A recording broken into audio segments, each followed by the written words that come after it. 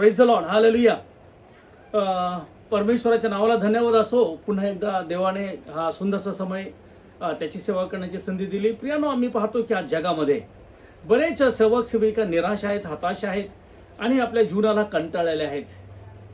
आम्ही जर पाहिलं तर आजार, समस्या, दुःख, अडीअडचणी, नोकरी, व्यसने आणि अशा वाईट अशा स्थितीमध्ये आपले जीवन जगत आहेत. बरेच सेवक असे आहेत की त्यांनी आपली सेवा सोडलेली आहे, चर्च सोडलेला आहे, मंडळी सोडलेली आहे आणि ते बरेच असे आहेत की ते आत्महत्या करण्यास आज तयार आहेत.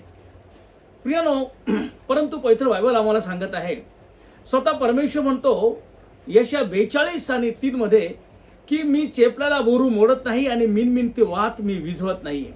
स्वतः परमेश्वर पवित्र वचनामध्ये म्हणतो योग 22 आणि 23 मध्ये की सर्व सामर्थ्याकडे जर तुम्ही वळालात आणि तुमच्या डेऱ्यातून जर अधर्म दूर केला तर परमेश्वर म्हणतो की मी तुमची पुन्हा उभारणी करेन. परमेश्वर असंही म्हणतो की जो पडला तर मी त्याला उठवील आणि जो बहकला तर मी त्याला वळवील. आणि म्हणून परमेश्वराच्या वचनाद्वारे आज आम्हाला देव हिंमत आणि धैर्य देत आहे. आमच्यातली निराशा दूर करा आणि प्रभूच्या सेवेला पुन्हा नव्याने लागा. थँक्यू.